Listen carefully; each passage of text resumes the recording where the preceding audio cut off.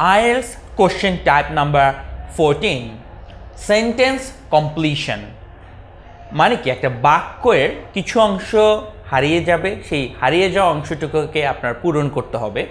এবং এটাও listening reading দুই ধরনের টেস্টেও যদিও আসতে দেখা গেছে, এর আধিক্য রিডিং টেস্টে অনেক বেশি হয়। তো প্রশ্নটা কীরকম থাকবে, ধরুন আপনাকে বলবে complete the sentence below, write one words only for each answer. So আপনার এইখানে 3টা অসম্পূর্ণ বাক্য দেওয়া আছে, এই বাক্যগুলোকে সম্পূর্ণ করতে হবে, আপনি সর্বোচ্চ মাত্র একটা শব্দ ব্যবহার করতে পারবেন।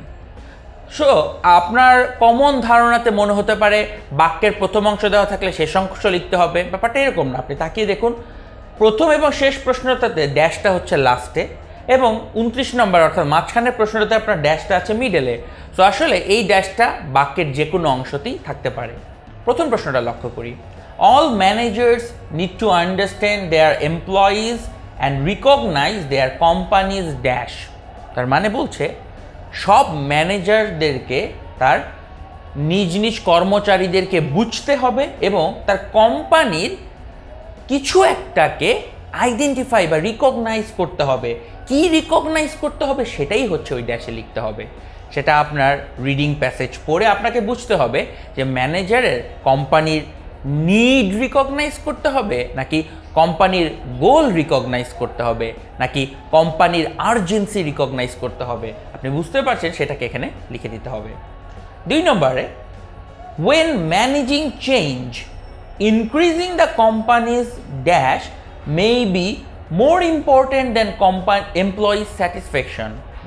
বলা হচ্ছে when managing change মানে যখন একটা পরিবর্তনকে আপনি ব্যবস্থার মধ্য দিয়ে আনছেন, তখন একটা কোম্পানির কোন জিনিসটাকে এমপ্লয়ি বা কর্মচারীদের সন্তুষ্টির উপরে প্রাধান্য দিতে হবে।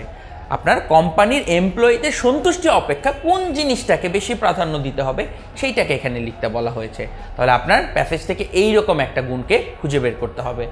আপনি দেখুন এখানে চাইলে কিন্তু আপনি গেসও করতে পারেন যে একটা এমপ্লয়ির স্যাটিসফ্যাকশন থেকে একটা কোম্পানির প্রফিট হয়তো বেশি গুরুত্বপূর্ণ এই সময়টাতে। আর সবার লাস্টে হচ্ছে ডিউরিং পিরিয়ডস অফ চেঞ্জ মানে পরিবর্তনের সময় জুড়ে ম্যানেজার্স মে হ্যাভ টু কোপ with increased amount of dash. তার মানে একটা চেঞ্জের সময় ম্যানেজারকে অনেক বেশি পরিমাণে কি নিতে হবে। অফকোর্স অ্যান্সারটা হতে পারে প্রেশার, অনেক বেশি পরিমাণে প্রেশার নিতে হবে। অর অ্যান্সার হতে পারে রেসপন্সিবিলিটি, আনসার হতে পারে ডিউটি। সো আপনার প্যাসেজটা পড়ে এই পসিবল গেসের মধ্যে কোনটা অ্যান্সার সেটাকে বের করে লিখতে হবে। সত্যিকার অর্থে এই কোশ্চেন টাইপটা একটু রেয়ার, খুব বেশি আসে না, এবং আসলে সাধারণত একটা প্যারা প্যাসেজের মধ্যেই এটা সীমাবদ্ধ থাকে।